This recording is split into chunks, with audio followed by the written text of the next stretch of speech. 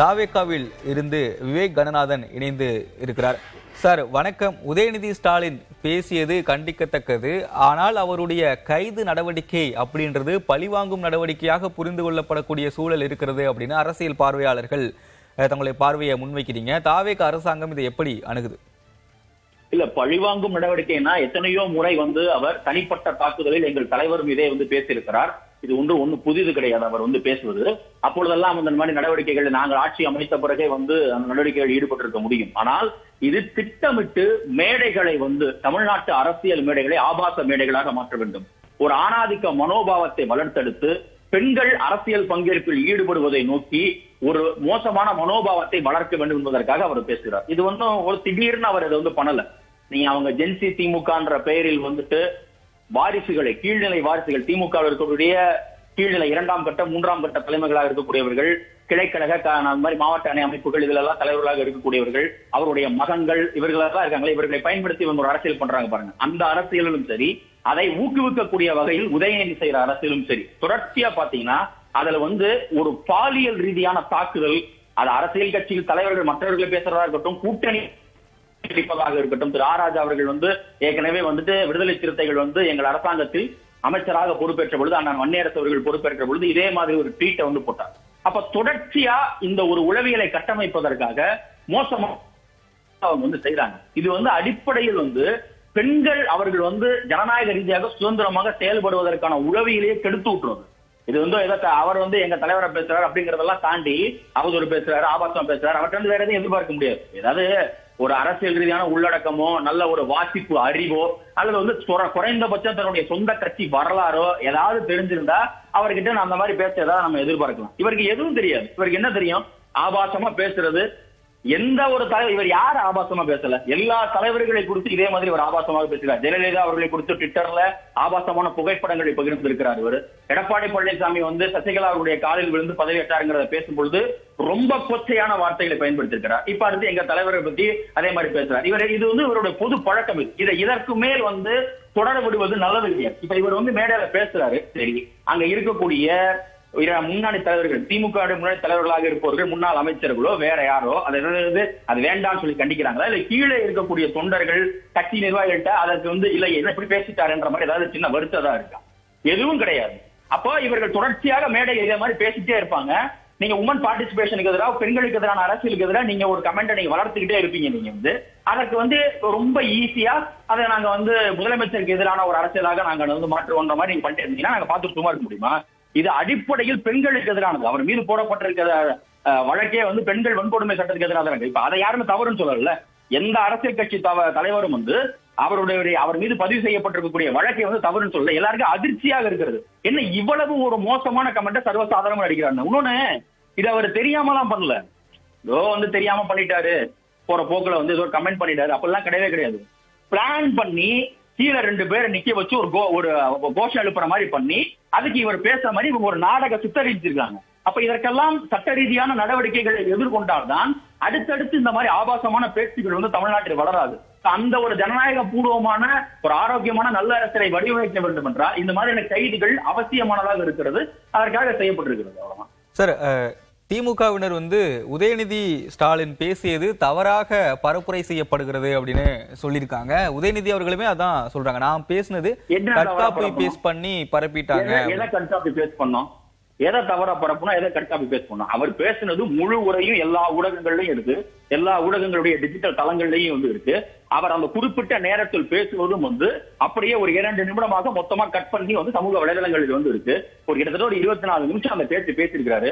ஆரம்பிச்சு 3 இருந்து 4 நிமிஷம் அவங்க மேடையில் இருந்தவர்கள் எல்லாருக்கும் பெயரை கூடுபட்டு வணக்கம் தான் சொல்றாரு. இவர் பேச ஆரம்பிச்ச 2வது நிமிஷத்திலேயே ஆபாச கமெண்ட்டுக்கு இவர் வந்துட்டாரு. இது ஏன் அவங்க செய்யறாங்க அப்படின்னா, இவர் பேசுற எதுக்குமே இங்க கைத்தட்டல் கூட கிடைக்காது. இவர் மேடையில பேசி என்னைக்காவது யாராவது கைத்தட்டி நீங்க பாத்துக்கீங்களா? இவர் ஒரு முறை சேலத்துல ஒரு இளைஞரணி மாநாடு நடந்த போது 2024 ஜனவரியில் நடந்த போது இவர் பேசிக்கிட்டு இருக்கும் போதே கீழே உட்காந்தால சீட்டாடிட்டு இருந்ததெல்லாம் பார்த்தோம். கீழே உட்காந்து சீட்டாடுறது, அந்த இடத்துல கலைஞ்சு வெளில ஏஞ்சு போயிடுறது, இவர் பேச ஆரம்பிச்சாருன்னா உடனேயே கூட்டம் கலைய ஆரம்பிக்கிறது, இதெல்லாம் நம்ம பார்த்திருக்கோம். அப்போ ஆபாசமா இந்த மாதிரி ஏதாவது ஒண்ணு பேசி அங்க இருக்கிறவர்கள் குஷிப்படுத்துற மாதிரி ஒரு மனநிலைக்கு எவ்வளவு மோசமான உளவியல் கட்டமைக்கப்படுது பாருங்க. அதற்காக அவர் வந்து வேணுமே திட்டமிட்டு பேசுறாரு. இதுல என்னத்தங்க கட் காப்பி பேஸ்ட் பண்ணோம்? அப்ப கட் காப்பி பேஸ்ட் பண்ணாத ஒட்டி விட்டாத உரையை நீங்க எங்களுக்கு கொடுங்க, தமிழ்நாட்டு மக்களுக்கு கொடுங்க. இதெல்லாம் ஒட்டி வெட்டாத அழகான அற்புதமான உரை. அரசியலமைப்பு சட்டத்தை பற்றி அவர் கொடுத்த வியாக்கியான உரையையோ, மேகதாதுவை பத்தி அவர் பேசின வியாக்கியான உரையோ வேணா எடுத்து கொடுக்கட்டும். அவரு என்ன உரை இருக்கு அந்த மாதிரி வந்து அவர் பேசுறதுல? வெட்டி நாங்கள் பரப்புறோம்னா வெட்டாத உரையை அவர் கொடுக்கட்டும், கொடுத்துட்டு பேசட்டும் அவர்.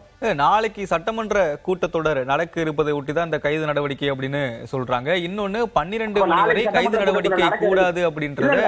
நாளைக்கு சட்டமன்ற கூட்டத்தொடர் நடக்க போதுங்கிறதுக்காக நேற்று அவசரமா ஒரு ஆர்ப்பாட்டம் பண்ணி நீங்க ஆபாசமா பேசுறீங்களா? சட்டமன்ற கூட்டத்தொடரில் பட்ஜெட் ஒழுங்காக தாக்கல் செய்யப்படக்கூடாது என்பதற்காக பட்ஜெட் தாக்கலின் பொழுது ஒரு டிஸ்ட்ராக்டிவ் பாலிடிக்ஸை கையில் எடுக்கணும், அரசாங்கத்தை நிம்மதியாக வந்து நிதிநிலை அறிக்கை தாக்கல் செய்யப்படக்கூடாதுங்கிறதுக்காக நீங்க பண்றீங்களா? நீங்க ஒரு போராட்டத்தை நீங்க நடத்துறீங்க, அதுக்கு முறையாக அனுமதி கொடுக்கப்பட்டதா இல்லையா? அப்படின்னா நாங்க போராட்டத்துக்கு அனுமதியே கொடுத்துருக்க மாட்டோம். அவங்க போராட்டத்துக்கு முறையாக நீங்க ஒரு எதிர்கட்சியின் அடிப்படையில் போராட்டம் கேட்கறீங்க, அனுமதி அரசாங்கம் கொடுக்குதுன்னா அதை பயன்படுத்தி ஆபாச பேச்சு பேசிட்டு இப்ப கைது நடவடிக்கை வந்ததுக்கு அப்புறம் என்ன இப்ப அப்படி என்ன ஒரு சட்டமன்றத்துக்கு வந்து சட்டமன்ற பணிகள் செஞ்சிட போறாரு? வேற என்னைக்கு எந்த காலத்துல உருப்படியான எந்த சட்டமன்ற பணியை வந்து இவர் செய்திருக்கிறார்? அவர் வந்து தமிழ்நாட்டு வரலாற்றிலேயே மாநில கோரிக்கைக்கு வராம ஆப்சென்ட் ஆன ஒரே அமைச்சர் அவராதான் இருக்கும். அதாவது முதலமைச்சராக இருக்கிறவர்களுக்கு உதவி செய்யறதுக்காகத்தான் அமைச்சர்கள் மற்ற இதெல்லாம் வந்து நியமிப்ப துணை முதலமைச்சர் என்ற பொறுப்பு உருவாக்கப்படுவதே அதற்காக தான். துணை முதலமைச்சர் மானிய கோரிக்கையை முதலமைச்சர் படிச்சார் இவருக்கு ஆட்சி காலத்துல. அந்த லட்சணத்துல அவர் வந்து சட்டமன்றத்துக்கு செயலாற்றி கிழிச்சவர் இவர் வந்து. அப்ப இவரை வந்து வேற என்ன எதிர்பார்க்க முடியும்? இவர் என்ன சட்டமன்றத்துல இவர் வந்து என்ன ஆக்கப்பூர்வம் என்ன நடவடிக்கை எடுத்து போறாரு? அதை பார்த்து நாங்க என்ன பயந்துட போறோம்? கடந்த முறை முதலமைச்சர் பேசுகிற பொழுதே வந்து அவசரமா வெளியில ஓடி போய் அங்கேயும் ஆபாச பேச்சு பேசினவர் தான் அவர் வந்து. ஒருவேளை சட்டமன்றத்துக்குள்ள வந்து ஜாலியா ஆபாச பேச்சு பேச முடியன்ற வருத்தம் அவருக்கு வேணா இருக்கலாம். அவரை பார்த்து சட்டமன்றத்துக்குள்ள அவர் விடாமல் முடக்க வேண்டும் என்கிற, தடுக்க வேண்டும் என்கிற நோக்கமோ அல்லது இவரை பார்த்து பயப்படக்கூடிய நிலைமையோ எங்களுக்கு கிடையாது. எங்கள் தலைவர் ஒரு வெகுமக்கள் தலைவர், ஒரு கோடிக்கணக்கான நபர்களினுடைய ஒரு அபிமானத்தை பெற்றவர். உதயநிதி போன்று அப்பாவினுடைய பெயரை வைத்து, தாத்தாவின் பெயரை வைத்து அரசியலில் வந்து இருக்கக்கூடிய செல்லா காசுகளை பார்த்து சட்டமன்றத்துக்குள் வந்து பேசுவார்கள் என்ற அஞ்ச வேண்டிய தேவை எங்களுக்கு கிடையாது.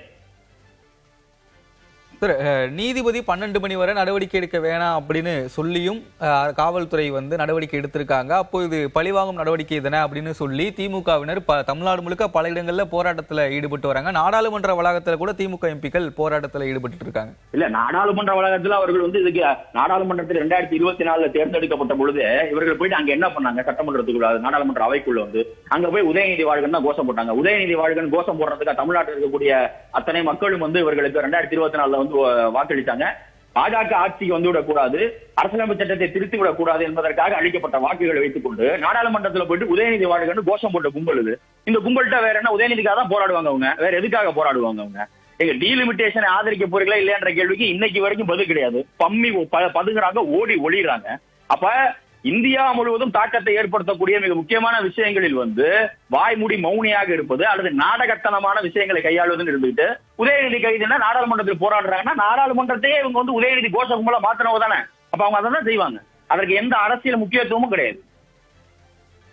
இல்ல, அந்த 12 மணி வரை கைது நடவடிக்கை கூடாது அப்படின்னு சொல்லியும் நடவடிக்கை எடுத்திருக்காங்களே அப்படின்னு சொல்றாங்களே. இல்ல, அந்த 12 மணி வரை அந்த தகவல் வந்து எனக்கு தெரியல. நான் இதுல வந்து அந்த இதை பார்த்தேன், புதிய தலைவர்கள் அந்த செய்தியை பார்த்தேன். ஆனால் அப்படியான ஒரு இதுவாக வந்து உத்தரவாக அது பிறப்பிக்கப்பட்டிருக்கிறதா தெரியல. உத்தரவாக பிறப்பிக்கப்பட்டதால் காவல்துறை நடவடிக்கை எடுக்கப்பட்டிருக்காது. காவல்துறை சட்டத்துக்கு உட்பட்டதான் இந்த நடவடிக்கையில் ஈடுபட்டிருப்பார்கள். ஒரு உயர்நீதிமன்ற நீதிபதி உத்தரவு பிறப்பித்திருந்தால் நிச்சயமாக இது மட்டும் செய்திருக்கிறதுக்கு வாய்ப்பு கிடையாது. அது எந்த அடிப்படையில் செய்தி வந்ததுன்னு சொல்லி தெரியல. காவல்துறைக்கு அந்த மாதிரி உத்தரவு கைக்கு வராமல் இருந்திருக்கும் அல்லது உத்தரவு பிறப்பிக்கப்படாமல் இருந்திருக்கும். சட்டத்துக்கு உட்பட்டதான் கைது செய்திருக்கிறார், அவ்வளவுதான். உங்களுடைய பார்வையை முன் வச்சுங்க. நன்றி விவேகானந்தன். நன்றி.